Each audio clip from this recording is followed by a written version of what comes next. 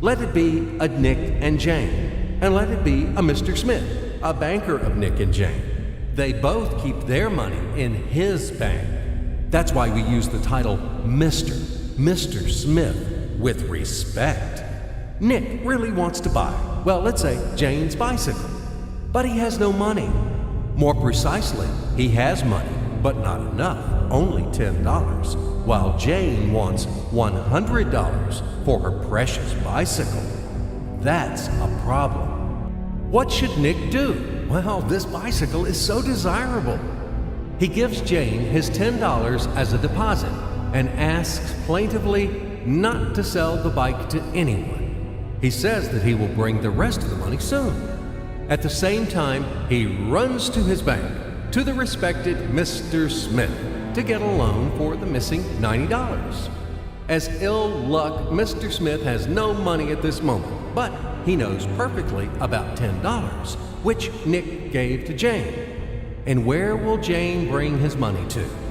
That's right, she will put these $10 in her lovely bank to the same Mr. Smith. Therefore, Mr. Smith asks Nick to come back tomorrow, in the hope that tomorrow he will get these $10. And everything happens this way. The next day, Jane brings $10 to the bank. The bank provides Nick these $10 on credit. Nick immediately gives them to Jane. She again puts them in a bank. The bank again provides Nick these $10 on credit, etc. As long as Nick the fool will gather enough money for the bicycle. Don't you get confused yet? Be patient, I told you. These demons have been trying to confuse you during 1,000 years. These damn economists and financiers.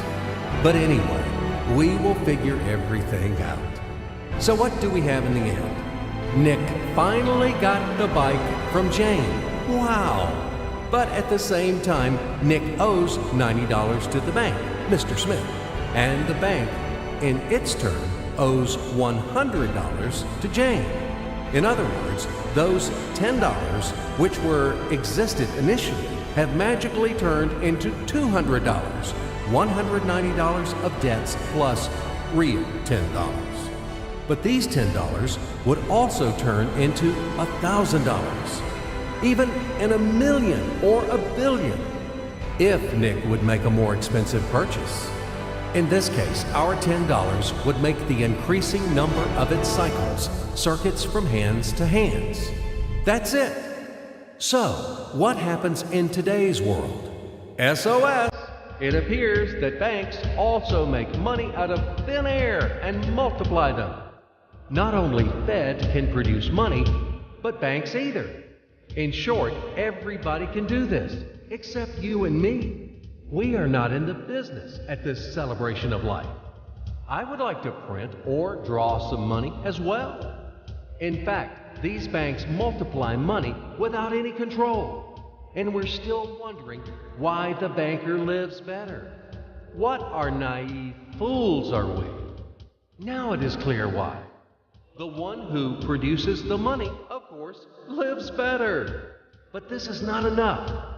From this moment, poor Nick will never be able to repay his debts owed to the bank, no matter how hard he would work.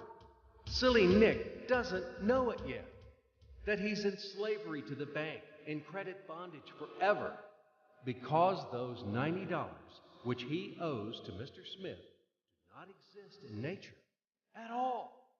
Sly Mr. Smith made his money out of nothing. He created them out of thin air, just one click. And $10 turned into $200.